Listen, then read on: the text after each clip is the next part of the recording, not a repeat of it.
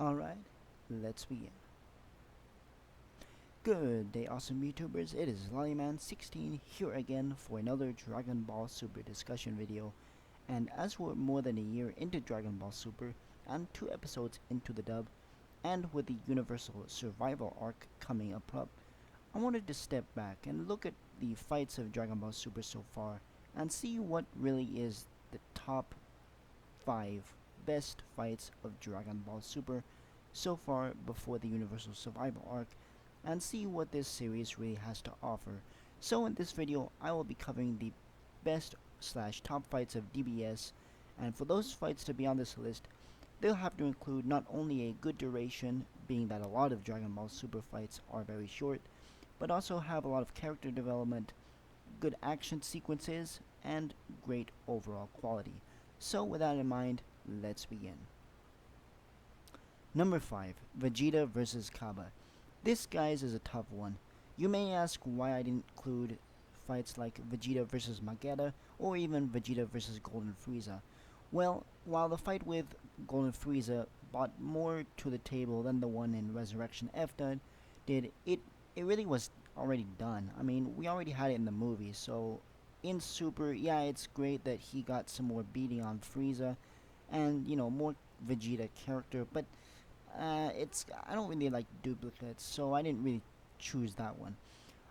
You know, for this fight, I thought this fight was a good one, considering it's really the first time Vegeta has shown a mentor-like character, similar to how Goku and Oob did in the latter portions of Dragon Ball Z.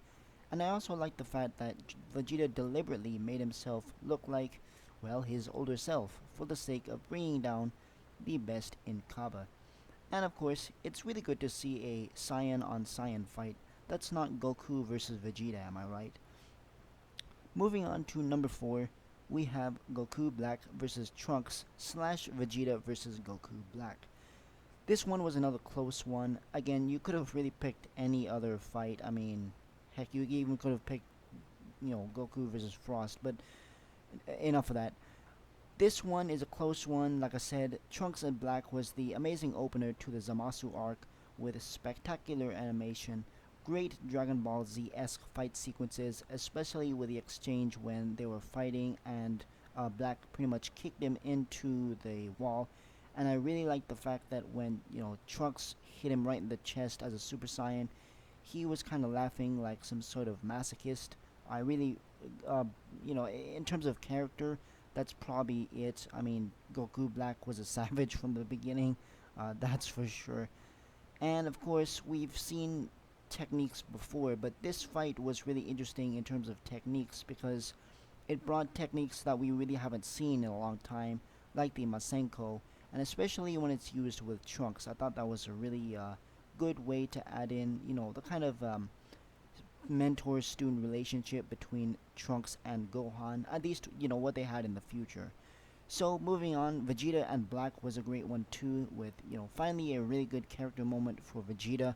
I mean, he got stabbed, he got wrecked by Hit in the last arc, and yeah, it wasn't really too great for Vegeta, but this arc really showed some good stuff with Vegeta getting the win.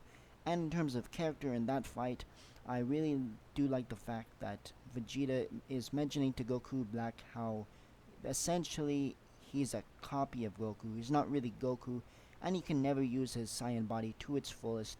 And I really think that shows that Vegeta respects Goku. Even though he wants to surpass him, he still respects the man who he is.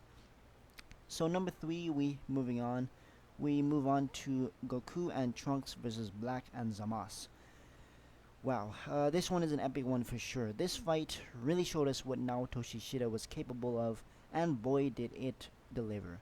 It had not only tension, Sumitomo music was on point, but also it gave us a revelation. It gave us the revelation that, you know, maybe these guys can't win. I mean, Trunks was even mentioning that the legendary Son Goku couldn't even beat Goku Black and Zamasu, and it took the likes of Vegeta to take him down.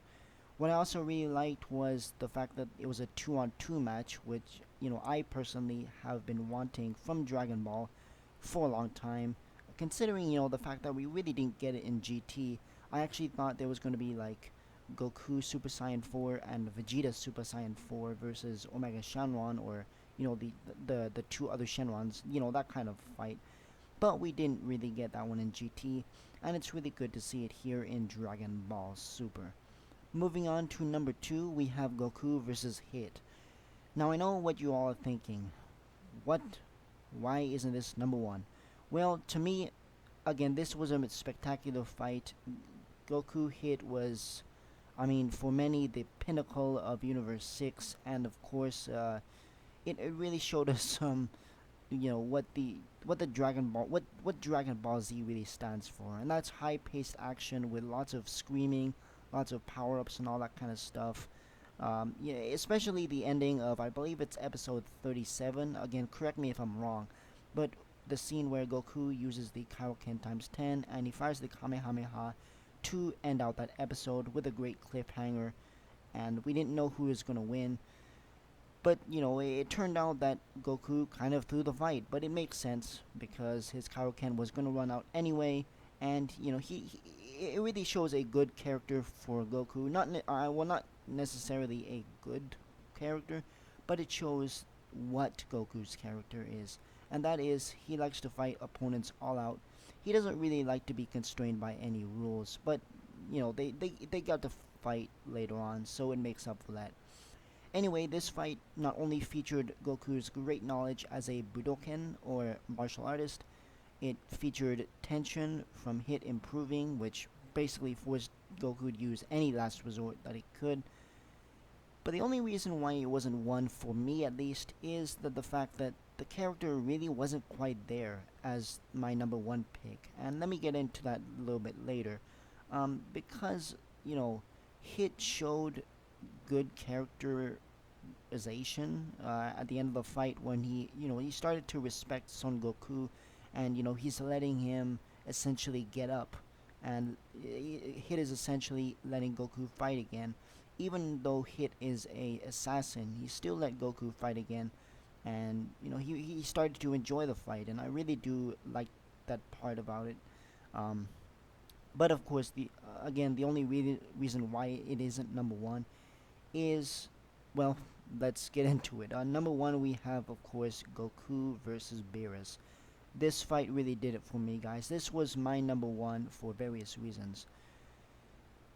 For me, this fight was still the best. From different landscape changes, severe universe busting tension, and with, the animation was okay at some points to really amazing in some points, especially in episode 13 at that final cut when Yamamuro, I believe, is the one directed that. Go and look at AJ's YouTube channel and his posts on not only Twitter but on Konzenshu as well. He does an entire animation catalog. Go check that out. I will leave a description. I will leave a link in the description below. If you want that whole story. But essentially, this is really the only Dragon Ball Super fight that reminded me of a DBZ fight, and I know that we're moving away from the standard deviation of the Dragon Ball Z fights, where the fights are extremely dragged out to insane levels. But it's great to see it again, here in Dragon Ball Super, and of course you have the standard power-ups, Goku going his God form, and Beerus, powering up. Everyone's powering up, screaming for long, extensive periods of time, which some people like it and some people don't. I just thought it brought the old nostalgia. That's what I know, and of course it not only brought that, but it also brought in Goku's character basically perfectly. It really showed us what Goku is as a person.